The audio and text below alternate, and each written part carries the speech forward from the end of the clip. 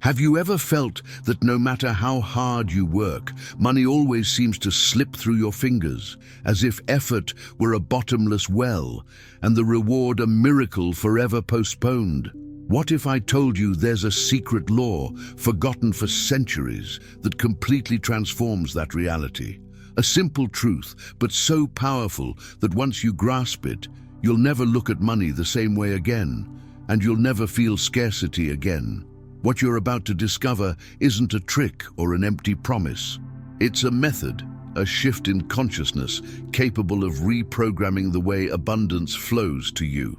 Today, you'll understand why the universe doesn't respond to effort, but to alignment. Before we go on, write in the comments, "I align with the wealth that is already mine by right." In doing so, you strengthen your vibration and declare to the universe that you're ready to receive. For a long time, we were conditioned to believe that wealth is the direct result of physical effort, hard work, and constant sacrifice. That idea shaped entire generations and was upheld by the logic of the industrial world. Yet a quiet man, little known to the public, dared to say something different, something revolutionary. His name is Wallace D. Wattles, and his work, The Science of Getting Rich, revealed one of the deepest laws of existence. Wealth doesn't come from effort, but from thought, aligned with a creative intelligence. According to Wattles, everything in the universe is formed from a thinking substance. This substance responds directly to thought when it's sustained with faith, gratitude, and a clear mental image. He taught that it's not by doing certain things that you become rich, but by doing things in a certain way, the way of creative consciousness. These teachings, little understood at the time, now find echoes in modern insights from quantum physics and in practical spirituality. They also resonate with the ideas of teachers like Jacobo Grinberg, who pointed to the existence of a unified field of consciousness shaped by intention. On the basis of that knowledge, you're about to be guided into a new reality, where money stops being a struggle and becomes a flow. From early on, we're taught to value effort as the only path to prosperity. Sayings like, "God helps those who rise early," or "success is 1% inspiration and 99% perspiration," have been repeated so often they've been treated as absolute truth. But when we look closely at the world, that logic begins to falter. How many people do you know who work exhaustingly, day after day, and still live in constant lack? And how many others seem to attract abundance with ease, almost without any visible effort? The truth is that physical effort on its own, when it isn't accompanied by consciousness, isn't the same as creation. Work that springs from fear of not having enough, from sheer survival mode, or from the belief that life is hard, generates an energetic field of resistance. And whatever you resist persists. As Wattles taught, wealth doesn't answer to exhaustion. It answers to an inner state of alignment with the creative source. This is the great illusion of effort, believing that the more you struggle, the more you'll achieve. In practice, the vibration of frantic effort, the kind driven by anxiety, fear, or urgency, produces more of the same. Doors that won't open, opportunities that slip away, money that comes and quickly goes. That's because the universe doesn't respond to the volume of your sweat, but to the frequency of your consciousness. Jacobo Grinberg, in his studies on consciousness and the unified neuronal field, showed that reality is shaped by the interaction between our inner vibrational field and the field of external reality. So when you operate at the frequency of blind effort and senseless sacrifice, you emit a signal of scarcity. And the universe, obedient as a mirror, reflects that signal back as more obstacles. The kind of effort that truly creates is guided by purpose, sustained by a clear vision, and anchored in faith. It isn't heavy effort, but conscious, fluid action with spiritual direction. The difference is subtle yet powerful. You don't work to earn money. You work to express your alignment with the abundance that is already yours. When you release the belief that you must work yourself to the bone to deserve anything, you begin to notice that wealth flows not to those who try hardest, but to those who align best. It's like swimming with the current. Less resistance, more direction, less tension, more awareness. So here's the invitation. Question the idea that constant struggle is noble. Start noticing when your effort is coming from fear and when it's coming from expansion. Only the second one builds. Only the second one multiplies. The first merely exhausts. In the new economy of consciousness, the winners aren't the ones who run fastest, but the ones who vibrate right. Imagine an invisible ocean of pure intelligence, present in everything, everywhere, waiting only for a clear command to take shape. That's how Wallace D. Wattles described what he called the thinking substance, a living, creative field, moldable by the conscious mind. According to him, all wealth, all visible manifestation, has its origin in this invisible substance that faithfully responds to the vibration of thoughts held with faith. Although this concept may sound mystical at first, it finds deep parallels in contemporary discoveries in quantum physics and in Grinberg's research. Grinberg asserted that we live immersed in a unified field of consciousness that reorganizes itself according to how we perceive and believe. In other words, reality isn't fixed, it responds to intention. Wattles explained that when you hold a clear thought of wealth, charged with real emotion and unwavering faith, that idea begins to function like a mold. The thinking substance then starts to reorganize in order to materialize what you've been sustaining mentally. The process is quiet but certain. Doubt, however, dissolves this invisible structure. Clarity, on the other hand, accelerates its formation.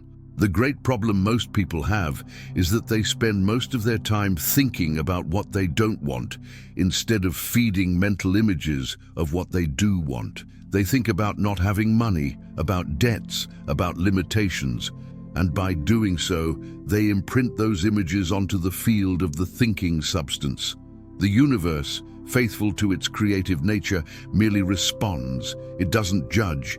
It manifests what you vibrate most intensely. That changes the game completely. Because this isn't about working more or deserving, it's about learning to think in a creative, deliberate, aligned way. Instead of staring at appearances and reinforcing what you don't want, you develop the ability to hold a clear vision of what you do want, even when nothing around you seems to confirm it. That's faith, the firm conviction that what you imagine is taking shape, even if it's still invisible. This intelligent field is around you right now. It surrounds every cell of your body, permeates the air you breathe, and continually responds to your dominant thoughts. Once you understand this, a new posture arises. You stop being a victim of circumstances and become a conscious creator of your reality. The thinking substance isn't a theory, it's a law, and it's operating whether or not you consciously direct it.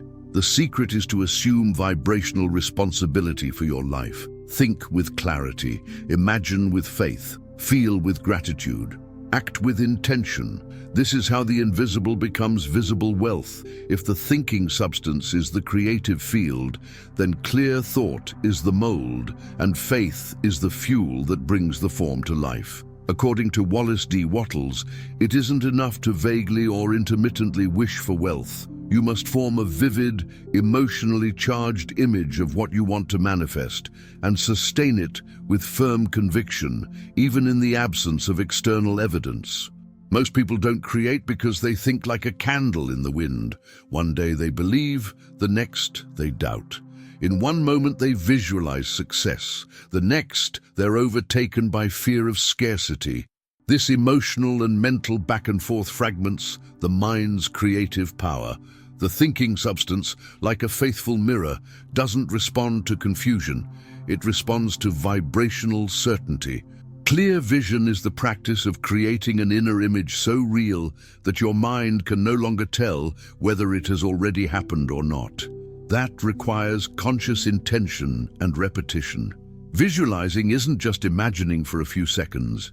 It's living the desired reality on the inside, feeling the emotions of already having achieved it, and giving thanks for it as if it were already present. Jacobo Grinberg pointed to the same principle in his research. He showed that when the mind fixes itself intensely on a mental representation charged with emotion, the individual's neuronal field directly influences the structure of reality. In other words, the universe bows to a decided mind. And here is where faith becomes vital. Faith is more than believing. It's thinking, acting, and feeling as if what you visualized is already in the process of becoming real. Faith doesn't depend on external proof. It's nourished by inner stillness, by trust in the invisible. It holds the energetic field steady even when everything around you seems to contradict your vision. Wattles teaches that thought forms the substance, but faith keeps that formation alive and coherent. Without faith, thought dissolves in the chaos of doubts. With faith, it crystallizes. Faith, therefore, isn't passive. It's active. It moves. It magnetizes. It orders. To align with wealth, you need three elements: clarity of vision, emotional consistency, and vibrational faith. When those three act together, the universe begins to rearrange events, circumstances, people, and opportunities around you. The outer world adjusts to reflect the inner image you've held with conviction. This is the real work, not exhausting physical labor, but the work of holding the vision when your physical eyes still can't see it. That is what creates.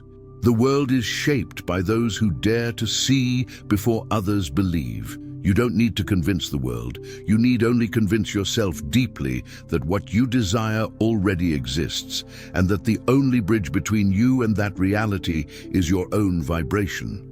Life offers two mental paths, and the choice between them determines your experience with money and abundance. Wallace D. Wattles called this split the creative mind versus the competitive mind. One operates in fear, the other in expansion.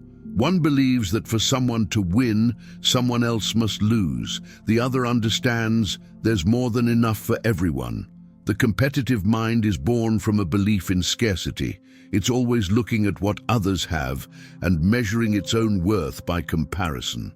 That mind vibrates lack, and whatever vibrates lack attracts more lack. It's an inner state of contraction, where each success someone else has feels like a threat to your own prosperity. It struggles to get, fears losing, and lives in constant tension. The competitive mind is the reflection of a consciousness disconnected from its source. The creative mind, by contrast, operates in flow. It doesn't imitate. It originates. It doesn't compete. It contributes. It knows it's in partnership with an infinite source and can create wealth without taking from anyone. When you live with this mind, someone else's rise doesn't threaten you. It inspires you. Because you understand that abundance isn't a pizza with limited slices. It's a living field, always expanding. Wattles warned that the competitive mind traps us in the cycle of scarcity. It keeps us from accessing true creativity because it's too busy reacting to what others are doing. In the modern world, this mindset is subtle. It hides in constant comparison, in the rush to get there first, in the fear that there isn't room in the market. But the creative mind transcends all of that. It is driven by inspiration, not pressure. Jacobo Grinberg, in studying fields of consciousness, pointed out that separation is an illusion. When we feel separate from others, from the universe, from the source, we fall into competition. But when we recognize that we are expressions of the same creative intelligence, we see that one person's success doesn't diminish another's. It expands possibilities for everyone. The shift from the competitive mind to the creative mind is a turning point on anyone's journey toward true prosperity. It's the moment we stop chasing survival and begin living for expression. We stop trying to beat life and start contributing to it. The creative mind is always asking, what can I create today that brings more life into the world? That question is powerful because it tunes your vibration to the flow of supply. And when you enter that flow, life responds. People show up. Ideas arrive, resources move. You're no longer fighting for space, you're expanding the space for everyone. This change in mindset isn't only ethical, it's practical, because the universe doesn't reward contention, it rewards conscious expansion. And only the creative mind can generate real wealth, wealth that lasts and harmonizes with the whole. Among all the spiritual and mental practices taught by Wallace D. Wattles, one stands out as the most powerful for maintaining your connection with the source of abundance: gratitude. Not superficial, perfunctory gratitude, but a steady vibrational state of recognizing the invisible presence of good, even before it shows up. Wattles stated clearly, the grateful mind is constantly fixed upon the best. Therefore, it tends to become the best. That means gratitude isn't merely a result of achievements. It's a spiritual and vibrational cause. It tunes you to the creative flow, keeping your energetic field open, receptive, and aligned with the frequency of abundance. Gratitude is, in practice, the emotional language of faith. When you give thanks before you see the result, you're telling the universe, I trust. I know it's already in process. I acknowledge the invisible as real. That kind of feeling has a magnetic impact on the field of the thinking substance. It attracts, accelerates, multiplies. It eliminates resistance, dissolves anxiety, and builds a solid bridge between your inner vision and outer manifestation. Most people, however, only feel grateful after something happens. That's natural, but limited. The true power of gratitude is in practicing it before the harvest, like watering a seed. You don't see the tree yet, but you treat the soil with reverence, and nature, like the universe, always responds to that kind of quiet devotion. Jacobo Grinberg also recognized the importance of this feeling. In his studies of expanded states of consciousness, he showed how gratitude elevates the mental and emotional field to a level of coherence that favors the reorganization of reality. Simply put, when you vibrate gratitude, you become compatible with the abundance you want to attract. But a note of care: genuine gratitude isn't faked or forced. It's born from the perception that even in moments of apparent lack, something is moving in your favor. It's an act of faith, yes, but also of spiritual maturity. It turns every small step, every everyday detail, into a chance to reconnect with the creative flow. Practicing conscious gratitude is a powerful discipline. When you wake up, give thanks for the chance of a new day as if it were your greatest gift. When you eat, recognize the abundance on your plate. When you think about your goals, say, thank you, because this is already on its way. That isn't self-deception. It's vibrational alignment with the reality you want to co-create. Gratitude is proof that you're already vibrating as someone who has. And when the universe finds that frequency, it responds with more of the same. Gratitude is pure magnetism. It's what keeps you connected to the source. And through that connection, wealth finds its way to you. Wallace D. Wattles taught that you don't become rich by thinking alone, but by thinking creatively and acting in a certain way. And that certain way has nothing to do with rigid formulas or conventional strategies. It's a quality of consciousness that guides your every move, turning ordinary action into a sacred bridge between the invisible and the visible. Most people act out of anxiety. They act for fear of losing, in haste to arrive, doubting the outcome. That action, loaded with tension and resistance, breaks the creative flow because it transmits a vibration of mistrust to the universal field. It's like planting seeds in fertile soil and watering them with poison. Acting in a certain way, according to Wattles, is acting with intention, calm, and full confidence. It's bringing total presence to every gesture, no matter how small it seems. It's acting like someone who already knows the result is assured, and therefore doesn't need to push, pressure, or doubt. That action has creative power. It carries elevated vibrational energy, and because of that, multiplies in the invisible field. Wattle says, you must act now upon the people and things in your present environment. In other words, there is no ideal condition for starting. The right moment is always now. And what is within your reach is always the right material for the universe to begin moving. Waiting for perfect circumstances is a sign of disconnection from the source. True certainty acts with what it has, knowing the rest will be provided. Jacobo Grinberg, in Exploring Expanded Consciousness, pointed out that action guided by heightened states of awareness has a direct impact on reality. That means when you act in a certain way, with inner alignment, emotional clarity, and surrender, you influence the field around you far more deeply than any isolated effort could. The difference between effort and expression is in the origin of action. Effort comes from fear, expression comes from certainty. The first depletes, the second expands, and the universe doesn't respond to effort per se, but to the vibrational energy behind the action. Action taken with awareness and joy is infinitely more effective than 1,000 actions taken with fear and fatigue. Acting in a certain way is realizing that your work, your words, your daily choices are vehicles through which the universe operates. You become a channel, and through that channel, the flow of abundance moves freely. When every act is performed as an extension of faith, vision, and gratitude, the outer world has no choice. It reshapes itself to reflect that inner coherence.